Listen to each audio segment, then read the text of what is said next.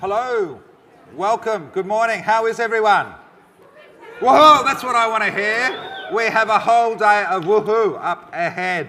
Welcome Wominjeka, great to have you on the Wiradjuri and Boonwurrung lands here today at the Grand Hyatt for Intersekt 2023 Day 2. I'm Simon Thompson, I am your Master of Ceremonies here in the Savoy One Room. Of course, we've got some great conversations going on over in Mayfair as well. As you know, we're starting a little bit late. We're going to kick on for the next 2 hours of solid conversation and take a break at 12:15 today for lunch. I do want to say congrats to not only the best dressed FinTech here in the room today, the Money Me team, but also this morning the news that you have become... yes. And I didn't even go out drinking on the VIP thing last night. It was like, I was in bed by 9:30.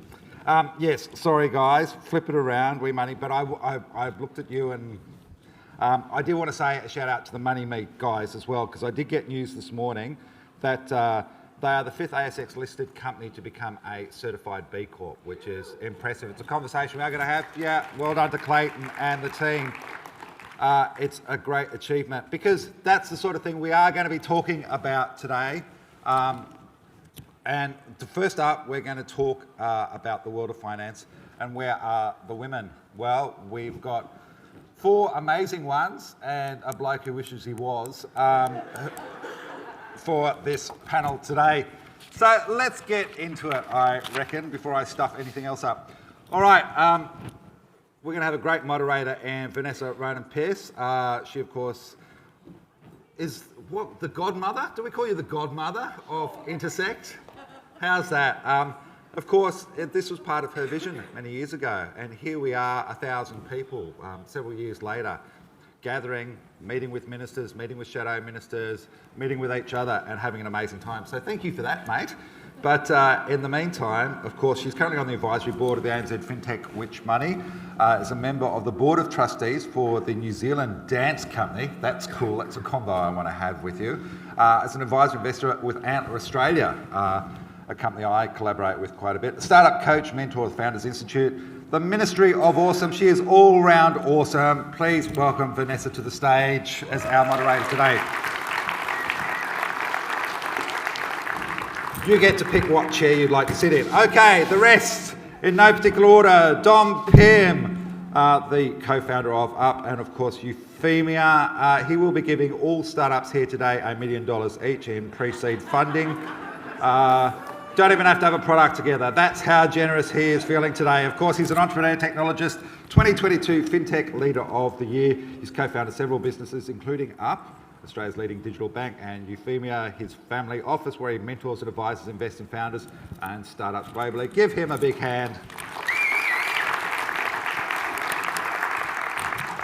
Catherine McConnell from Bright, founder and CEO. Star of stage and screen. If you haven't seen the documentary series that Luke put together, I mean, she is the Greta Garbo of FinTech.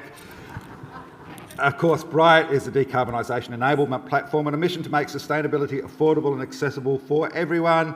She's a NED of the Australian Finance Industry Association, council member at the University of Wollongong. Good to see the Gong, great centre of FinTech. And prior to setting up Bright in 2015, spent 16 years in banking and financial services, so she is a recovering Macquarie banker. Welcome her to the stage. Cassie Bell is the co-founder of Butter Insurance. She was telling me about a great hack she had a little earlier. Launched over the Christmas break, gave her a little bit of breathing room to make sure everything was working before the nation started paying attention in later January. But she's been busy building the company. In 12 months, Butter has raised $1.3 million in funding, announced a partnership with Australia's largest payments provider, was named a finalist for 2 Finnings. Prior to founding Butter, Cassie was a commercial lawyer where she guided many businesses through the wild west of IPOs, capital raisings and strategic M&A. So many great insights. May Lam is someone I am a huge fan of. I knew her first from her previous role, but nowadays she is the Chief Information Officer at Australian Payments Plus, based in Sydney. Outside of AP Plus, she's the Chair of the Emerging Payments Association Asia Board, the Governing Council member of Hedera, and has 23 years of experience in technology and business transformation across banking and finance services, payments, you name it, she's done it. She is also amazing. Please give her a big hand.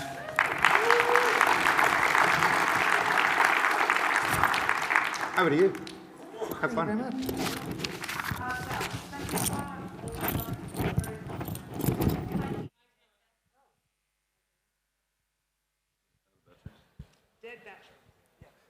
Testing. Hello?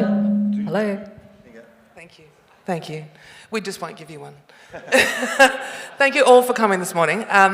For those gentlemen in the room, we've just had an amazing women's breakfast, and so I feel very honoured to be able to continue some of that conversation here and include you in that conversation. We do only have 30 minutes, so we're going to get right into the discussion. I'm just going to set the scene with some stats.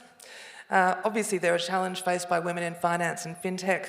According to the International Money Fund, women leaders in fintech remain scarce. However, research shows that greater gender diversity in executive boards is associated with better performance in all firms, in startups, and specifically in fintech. So why is the financial sector still failing to attract and keep talented women in 2023? Again, according to IMF, less than 2% of financial institution CEOs are women, and for executive board members, the figure is still less than 20%. Women make up only 29% of employment in technology in Australia, compared to 48% in similar occupations, and it reflects the long-standing gender stereotypes about suitable careers for men and women. And the panel and I were discussing some of those issues earlier, which we will talk about in this panel. The gender issue is prevalent across the startup world. While startup founders co-founded by women in Australia received 20% venture capital funding in the first half of 2021, fintech founders was less than 2%. And during COVID, the number dropped. And BCG did research a few years ago where they actually asked a female founder and a male founder to present the exact same startup, and the room preferred to invest in the male founder even though the content was exactly the same. So there is definitely still an unconscious bias in investors as well as audience. So what I want to do is I want to talk to each of the amazing people on the panel today and get them to share some of their stories. And then we will open to discussion here, and hopefully we'll have time to throw to some questions on the floor. So Catherine, I would love to start with you. I'd love to hear some about your personal journey, from your time at Macquarie Bank to your journey to starting Bright, the challenges you had with funding, and just to share some of the experience that you found as a solo female founder. Thanks, Vanessa. I've got my watch to stay on time. Okay, too much to fit into 4 minutes. I'm probably biased, but I think that female founders are great when they come from having deep sector experience. And so I'd been, many years in investment banking, many years I'd spent time in government. So what I knew was I knew the sector, I knew the problem, and what I was frustrated about was I also knew the solution, and I knew the organisations that I was working in couldn't provide that solution. And so, that was my experience. I also know my experience was I had very limited female colleagues the whole time I worked in banking. And I think that really speaks to, if you want to have a funnel and you want to say, females either as founders in fintech or working in fintech, if you want to take someone who's experienced, that starting pot is very small. And so I founded my company 8 years ago, and solo female founder.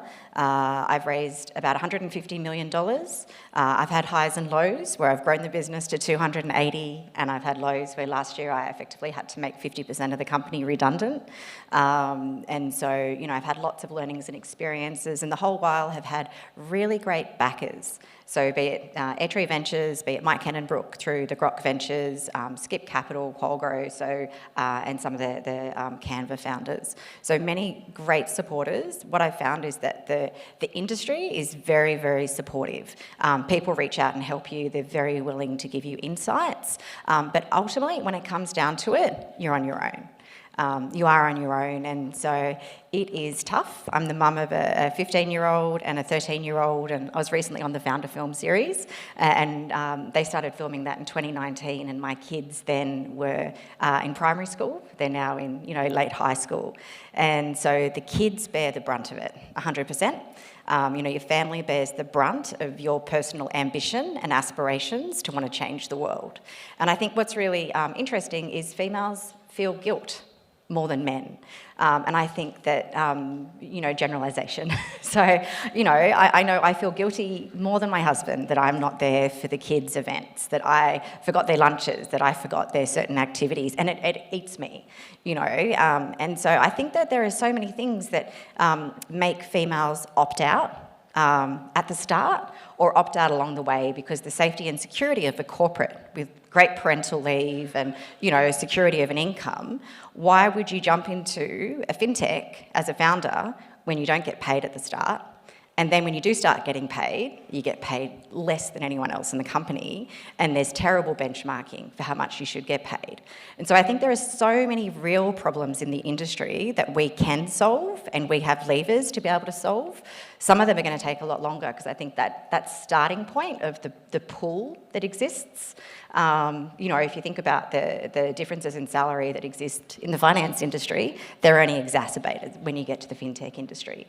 If you think about the biases that exist in the finance industry for women, exacerbated again. And so, I'm really proud that I did the FinTech, the Founder Series. Something that I know is that sometimes women can't be what they can't see. And so it was really confronting for me to be on film. But I'm really hoping that, my experiences with raising capital, with navigating the highs and lows, can hopefully be helpful and of use to other females who are thinking of venturing out into this space, because it's definitely doable and achievable. You can nearly have it all. And I think with that support network, it's definitely easier along the way. And what I would say is, I really appreciate how vulnerable and open you've been through your whole journey, because we've been talking a long time about the journey, so I really appreciate that. And I do want to come back when we circle back around and talk more about the equity pay gap that we were discussing before. But I'd love to hear your experience, because you've started as an employee in a fintech, Assembly Payments, and now your growth and your experience through the whole sector is really interesting. So what have you found, particularly as a CIO, which is a very unique role for a woman, often? Yeah, thank you. I'll probably journey back a little bit. I check a lot of boxes. I check Asian, I check women in tech, I check being a migrant. English is my second language. I think along the journey, I be the token for any company that I join for a long time. And I thought that I'm there to check the boxes for a long time. Not until midlife crisis approaching 40, then I realized that who's checking my boxes? So that's how the change happened. And that was a time that I was working for a small bank, and I had up the technology and had the opportunity to challenge everything and to rewrite what is the core banking actually about. And I heard about the term of FinTech, and I thought, oh, that's interesting. So go in and understand and hear a lot about the entrepreneurial mindset, the nimbleness, the dare to compete. And I just fell in love with the pace, the vibe. And I left the bank and had my own startup, which didn't go very far with very reason. But then that's when Assembly Payment came up, and I got the opportunity to take on as a CIO, and the whole journey actually changed from that. So yeah, since then, I've been going back to the consulting at EY as a partner that actually foster the fintech and the payment perspective. But I would have to say, along the journey, it wasn't easy.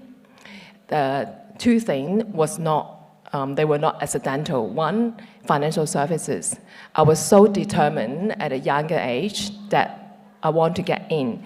Because when I was very young, my family went to the financial crisis, during the financial crisis in the early 80s, went through that, it resonated in my head that there's a lot of things that we can change. We can help everyone's family to be better. So I was determined to get into financial services. And then second one is not accidental, it's technology. I grew up in an entrepreneurial family. My parents are owner of a manufacturer, which was quite large. And I just fall in love with all the innovation, challenge the status quo, and how technology can actually change the game. So these two are not accidental.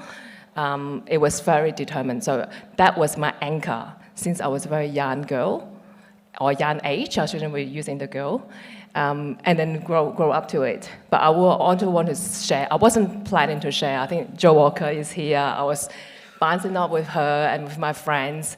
I got a mic, I got the stage. I have no lack of material. So what I'm going to say, and like how authentic I should go. And Fully authentic, absolutely. yeah, and then thanks for the breakfast just early on. I know you, if you're here, you know I'm referring to you. That she said that speak up, like it is our duty. Like when we got the opportunity, we really have to speak up. So yeah, I'm not going to lie. The journey has not been easy. I was bullied. There was sexual harassment at different ages. So to do that, and I think that how do it come about is to be surrounded with a trust circle, not be afraid to share your experiences, and get the cheerleaders. It's not only just about the female cheerleaders, but also the male here. The scene of this room is actually very, very touched because finally it's not a women agenda. There's so many statistics, so many tracking tools that to talk about it. And I really hope that this is not a topic for our next generation because we don't need to talk about it. So. Absolutely. Thank you so much for your vulnerability and for sharing that. And hearing that you were bullied and harassed makes me so angry. And it also is not, it's common. It's unfortunately very common. But thank you for sharing that. And we are glad to have a champion of change with us on the stage here in Dom. But I'm going to go to Cassie now. I'd love to hear your story. Co-founding an InsurTech with another female founder. Amazing, coming from law. So please, what's your experience been like? Yeah, Butter was born 2 years ago, a bit over 2 years ago now, over a bottle of red wine at a house party, as many startups are, I think. And we really came to the idea by just wanting to make insurance more affordable and more flexible and generally more accessible, particularly for renters and for young people, which was an idea that resonated with a lot of our friends and colleagues, but particularly women actually, who really wanted to protect certain things. So that's kind of where the idea started. Since then, we've raised a bit of money, and I was thinking when you said the prompt questions about the challenges of kind of starting a startup, and particularly in fundraising for women, which is a topic that we were discussing at breakfast. The stat that was brought up was that 0.7% of women received. 0.7% of female-founded companies received private capital last year, which is just pretty atrocious. It's hard to kind of articulate the challenges of starting a startup and of fundraising as a woman when that's kind of all you know. I've obviously never fundraised as a man or started a company as a man, so I don't know the difference. But the virtue signalling in the investment space for startups is pretty wild. We will come out of almost every investor meeting, and in their investment mandate, or when they're talking to you, or when they're presenting on stage, there's often, we love female founders, we're really supportive of female founders, we really want to get behind them, and then you see 0.7% of capital being deployed, which it just doesn't add up. So that's kind of the challenge that grinds my gears a little bit, and that's probably the most challenging thing, is coming out of those meetings and getting a no. And the no is, oh, you're too early, or insurance is now a thing, but there's that part of the back of your mind that's like, is it really? Or is it there's an unconscious bias kind of sitting behind that, which I think is important. Thank you. Yeah, running low. I feel a bit like the microphones this morning. So how did you achieve success? Like the funding that you've done in just 2 years is pretty A lot of meetings. Yes, oh yes. A Well, lot of no's, a couple tears, a couple of yes, we did it. I think it's just, I know founders, whether you're female or male, go through hundreds of meetings oftentimes, but I feel like, I don't know, we went through 1,000. And I think it's really finding those people who not only say that they'll invest, but have a track record of investing in women. Flying Fox comes to mind because they're our investors. It's run by 2 women and they're fabulous at deploying capital and also supporting women along that journey after they deploy that capital. So making more introductions, follow-on rounds, all of that kind of thing. They're definitely out there, but I think it just takes a little bit more time to find them than I would like. amazing, thank you. Dom, I'm going to throw to you now, and I'm going to hand you a microphone as well after I ask you the question. As a champion of change, as someone who's been integral to the development of FinTech in Australia, what's been your experience with both Up, with a female CEO at Bendigo Adelaide Bank, and also with launching Euphemia? So people are probably wondering why I'm up here. But so I might just say firstly that I had a quick look, and on our website at Euphemia we publish all the companies that we've invested in. I think there's 80 odd companies. We do all sorts of other investments as well. But I had a quick look this morning to see how many, about 30-ish of them are female founded. So I think that's well above what we see in the market generally. We are investors in butter through Flying Fox as well. So we have a mandate to invest in FinTech, but also to invest in female and underrepresented founders, and then also to invest in environment. And so I just wanted to say that I think in my experience it's definitely been male dominated, and we're trying to make a change. So for example, my family office is run by Judy. A lot of people know Judy, ex-CEO of Startup Victoria. I work with Marnie Baker, and Bendigo is one of those great companies where you can look at anywhere in the organisation and you can see the attention to detail for diversity and inclusion and equity. But particularly as a public company, if you look at the board and you look at the executive, you can see equal representation for women. And then also Bendigo is one of, I think, 2 or maybe 3 now companies, like 2 or 3 companies that are publicly listed on the stock exchange that have a female chair and a female CEO. So I would say my experience at Bendigo Bank has been wonderful, but it's also been fairly rare in the Australian ecosystem. And before getting into FinTech, I was working in technology and in software. In the software game, it's even worse. So I think that what we can do, I just wanted to mention a couple of things. We haven't got a lot of time.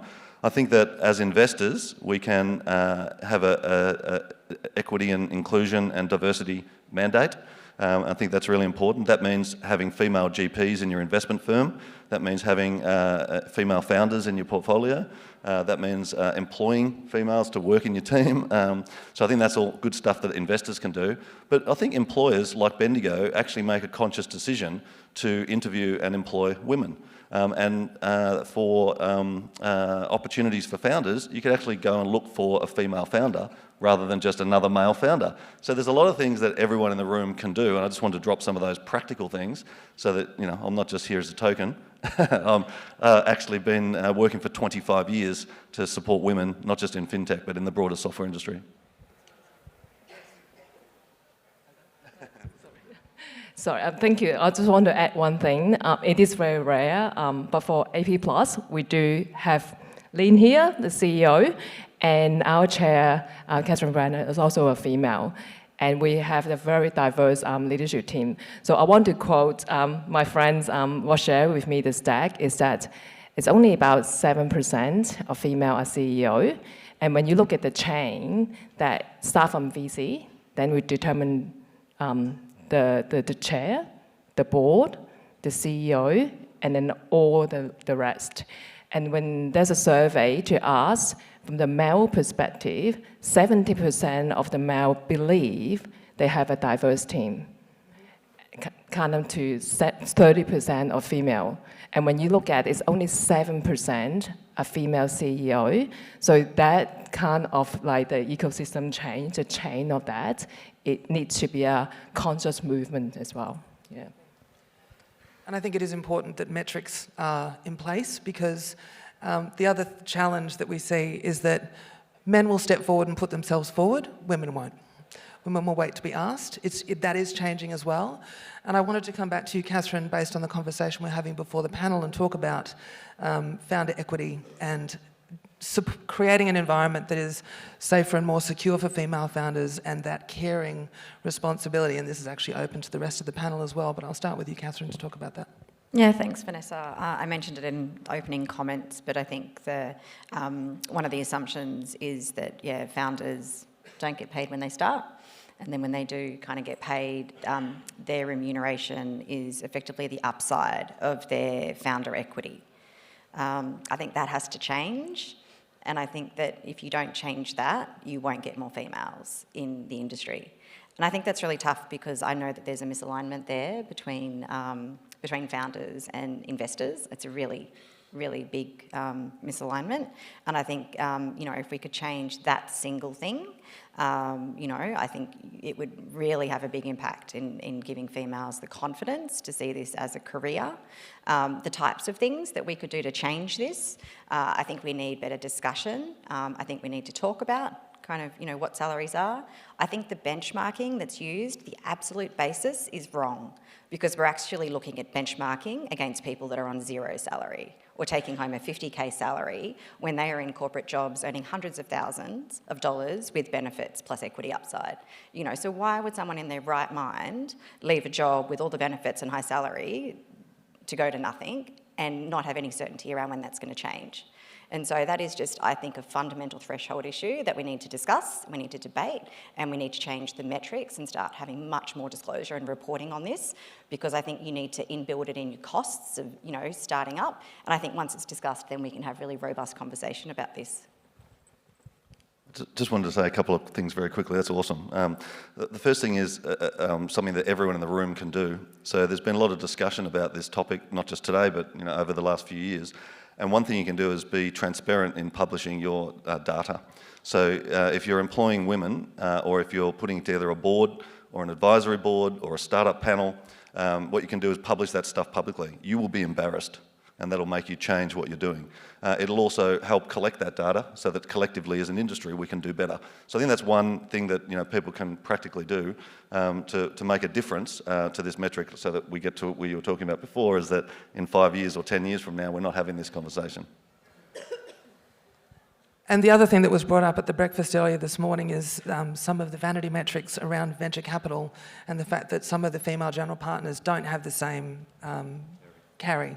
And that's got to change as well, because if the investment decisions are not being made by women for women, then we're always going to just lean towards our unconscious bias.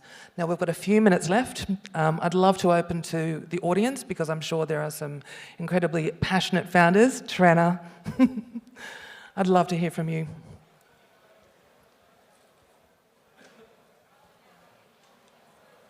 Hello. I promise I'll keep it short. It's not my want to do so. Good morning. I'm Trina Probert, the founder of Superfierce. And I think one part of the conversation that's critical, that's missing, is why should all of these amazing people in this room give a shit about this? Right? So why do we need more women in fintech? Why do we need more female founders? Why should you invest more in those businesses? And, from my perspective, that's because women bring a different perspective to the way that we do business, the types of businesses that we create. And if we actually want to address diversity at the executive level, you need more women building the businesses from the ground up. Because it's not because men are assholes, it's because we tend to hire people who are like us. We tend to invest into things that we understand and make sense to us. So until we have more women building and scaling successful businesses and creating cultures which are actually naturally wired to allow women to thrive and succeed, it's going to be more challenging. It will take longer. And from an investor perspective, it's just a brilliant arbitrage opportunity. Nobody's investing in us. Give us a red hot go. You don't have to fight for the deals. You'll get a great deal with us for a little while longer. And then my last thing that I'll say is just some recommended reading. They should make it required reading for everybody in this country. Annabelle Crabb wrote a book called The Wife Drought. And it literally blew my mind. And I'm a reasonably well-read person. It blew my mind because there are some fundamental issues in society with women as the carers and an assumption about what's going to happen at home. If I had a wife, I would be incredibly successful. Thank you so much, Trina. Down the back there, thank you. Another amazing book, I was just going to say, is Cassandra Speaks by Elizabeth Lesser. It talks about the unconscious bias that has been rampant through the whole of history. So I highly recommend reading that. Just very briefly, wanted to add to that one of the reasons that we invest in women is not just because we're nice and that we think it's fair. It's also that on average, I can't remember the study, but there's lots of them, on average, women founders or companies that have at least one woman on their board deliver 30% better results with 50% less capital. Absolutely. Yeah.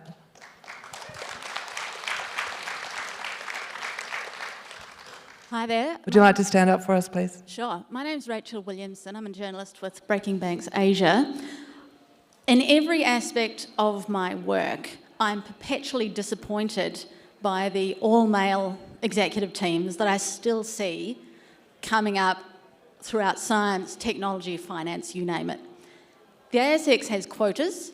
A lady in Perth brought up the idea of quotas for VC earlier this year. Is it time? Absolutely. I think every lever that we can pull, we should be pulling it. And I'm an absolute feminist because it benefits everybody. I have a 12-year-old son. He's emotionally balanced. He cares about everybody. He hangs out with all the girls because I'm not raising a boy to be a boy, right? We are raising humans to be well-rounded. So it's starting to move away from those gender roles and just look at the person and the validity of the person. There's a great white paper on the Champions of Change website called The Merit Myth.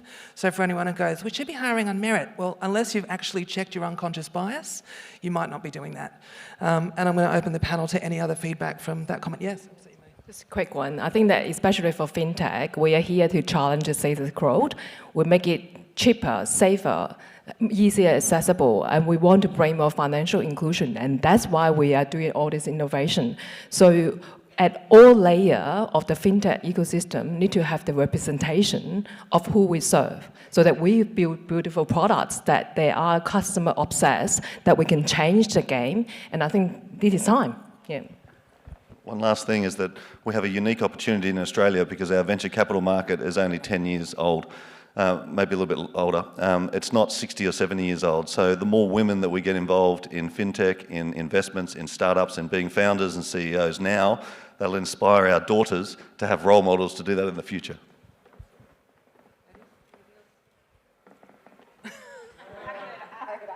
Yeah, we've got to wrap it up. I know that. Thank you so much for being here this morning, my panellists, and thank you everyone for being involved in the conversation. If you find women fighting the good fight and we're either exhausted or crying, you can understand why. So please be a champion of change and support